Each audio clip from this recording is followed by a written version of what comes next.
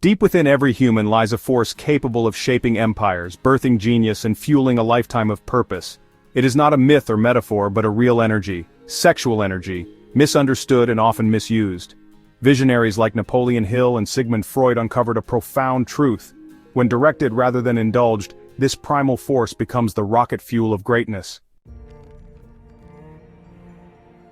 When Napoleon Hill penned Think and Grow Rich, he wasn't merely offering a roadmap to financial prosperity. He spent 25 years studying the world's most successful men, titans like Edison, Lincoln, and Washington. Amidst principles like faith and desire, one chapter stood out in silence and mystery: the principle of sexual transmutation. Hill observed that sex is not just physical, it's emotional, mental, and spiritual. He didn't advocate for suppression or celibacy. Instead, he emphasized redirection, channeling that powerful energy into higher pursuits. Transmutation, he explained, is the process of transforming sexual energy into creative output, innovation, leadership, and legacy. Sexual desire, according to Hill, is the most potent human drive, but when unchanneled, it can manifest as frustration, distraction, or destruction. On the other hand, those who mastered this force, transmuting it, unlocked elevated levels of focus, drive, and ambition. Modern science lends credence to Hill's insight. Sexual energy is fundamentally creative energy. The same force that can create life can also create ideas, solutions, and masterpieces. Unspent, this energy builds tension within the body and mind. If left idle, it festers. But when purposefully redirected, it becomes a vital, almost electric life force. Testosterone, the hormone often linked with sexual drive, also fuels motivation, aggression in its productive form, and focus. Semen retention, a practice aligned with sexual transmutation, is said to sharpen the mind, heighten vitality, and improve discipline. The goal is not repression, but conservation and redirection, using sexual desire as the jet fuel for business, art, training, and creation. How does one apply this principle today? First, by recognizing that every release of sexual energy without purpose is a loss of potential. Practicing intentional discipline, like abstaining from casual porn or aimless gratification, builds pressure. That pressure is not a burden, but fuel. When desire rises, don't deny or suppress it. Instead, redirect it. Dive into your work. Channel it into movement, through workouts, writing, planning, or creating. Make it the force behind your leadership, not your indulgence. Choose a mission greater than momentary pleasure. When your vision is clear and your purpose higher, every ounce of discipline becomes sacred. Hill's message is unequivocal. Mastery of sexual energy is not optional for greatness. It is essential. Those who indulge their desires remain stuck. Those who transmute their energy change the world. While Hill approached sexual energy through the lens of success, Sigmund Freud offered a psychological foundation.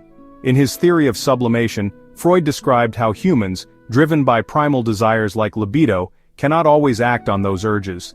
Society, with its rules and expectations, restricts expression of raw impulses. So, what happens to this repressed energy? According to Freud, it doesn't vanish, it transforms. Sublimation is the process of channeling base instincts into socially and spiritually elevated expressions, art, science, leadership, and more. Freud believed sublimation was the foundation of civilization itself. This transformation is not about shame or denial. It's about intentionality. Sublimation accepts desire but chooses to redirect it for higher outcomes. A person brimming with erotic or aggressive energy may become a painter, composer, athlete, or entrepreneur. Instead of denying the fire, they forge it into something eternal. Many confuse sublimation with suppression. But suppression is repression, a denial of desire that often erupts in destructive ways: addiction, rage, or collapse. Sublimation, however, is conscious redirection. It's a psychological and spiritual martial art, taking the chaos within and forging it into power. In modern times, this principle is more crucial than ever. We live in an age of indulgence where pleasure is only a click away. The result? Epidemics of distraction, depression, and discontent.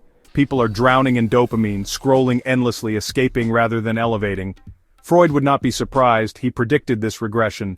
But he also offered a remedy: do not kill desire, elevate it. Practical steps to sublimation. 1. Acknowledge the drive. Recognize your urges. Don't act impulsively, but observe them. Awareness is the first step to transformation. 2. Create a higher outlet. Channel the energy into a meaningful goal, whether it's building a business, creating art, or mastering a skill. 3. Delay gratification.